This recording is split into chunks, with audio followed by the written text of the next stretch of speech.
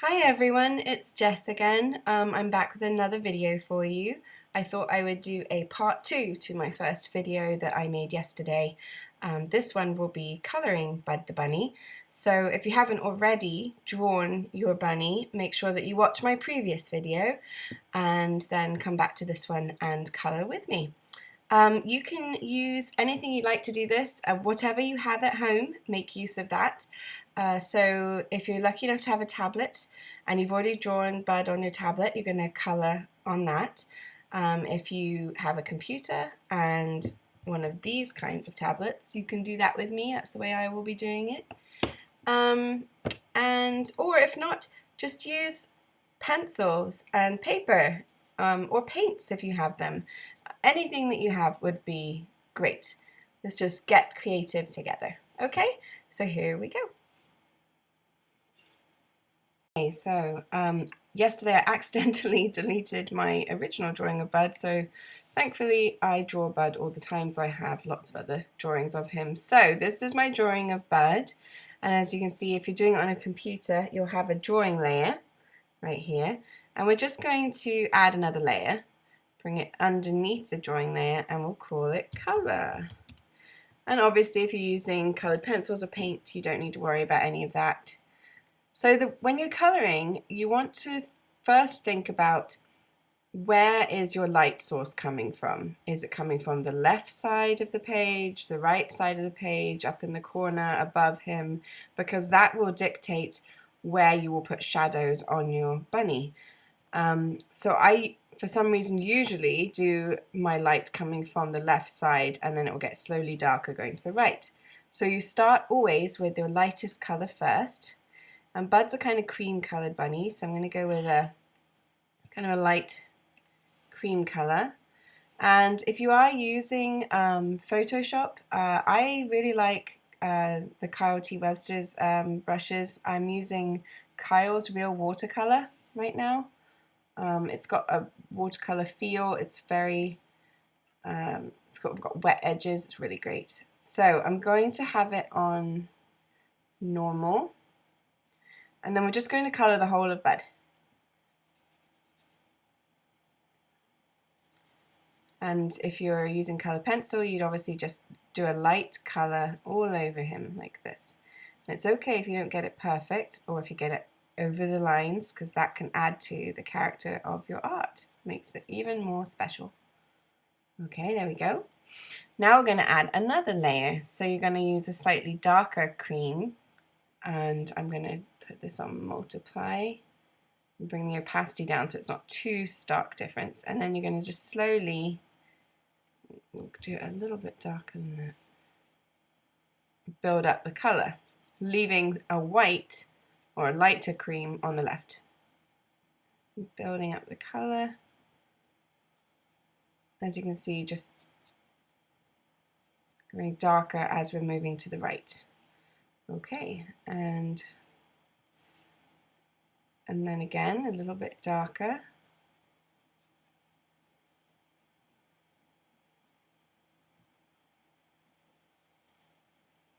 There we go.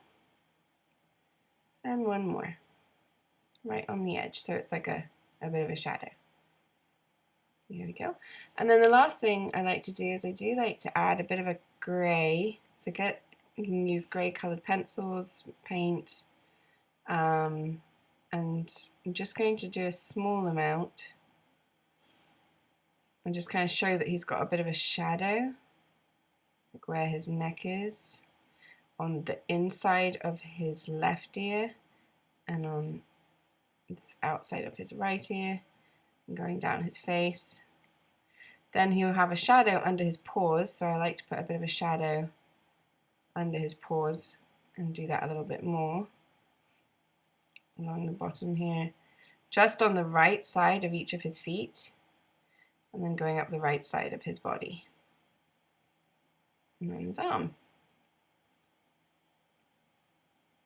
So there you go. Now he's got some shadows, a bit of depth. This is all a watercolour feel, so if you can use real watercolours, that's great. Now I'm going to just blend this a bit, because with real watercolour it would all start to blend together, and if you are using real watercolour or even pencils, you can just start blending now. So you would get like your paintbrush a little bit wet. Because I'm on a computer, I am using a blending brush. If you are on a computer, you can use a blending brush, or you can do the same thing with a tablet as well. They also have those now. And just sort of gently leave some edges. Don't want it to look too smooth, but I like to blend it a little bit. There.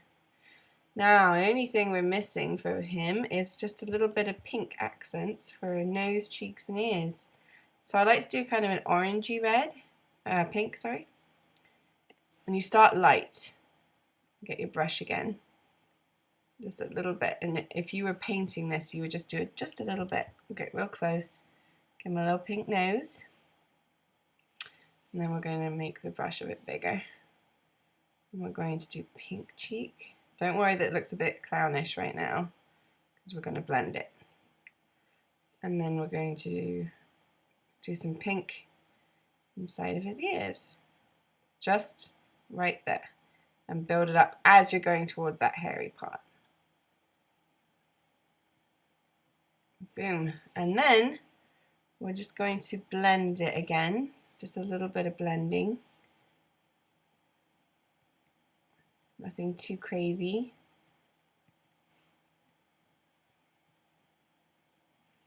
Zoom out a little so I can see.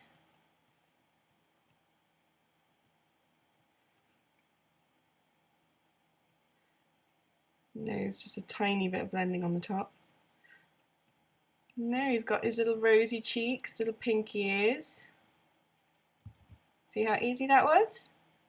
And there's your coloured version of Bud the Bunny. So there you have it. You have now drawn and coloured Bud, and I'm very proud of you, and I would love to see what you did, and I hope that this was something fun for you to do and have a little online art lesson. Let me know if you'd like more. I have lots of other characters that I draw on a regular basis, such as Skip It, the dog, and there's also Foxy the Fox and Cubby the Bear. So if you're finding these fun, please let me know. Send me a message or write a comment, and I would love to keep bringing a little bit of creativity into your life every day. So yep, today this is who you drew. Bud the Bunny from Bunnies by the Bay, and I hope you enjoyed it. See you soon.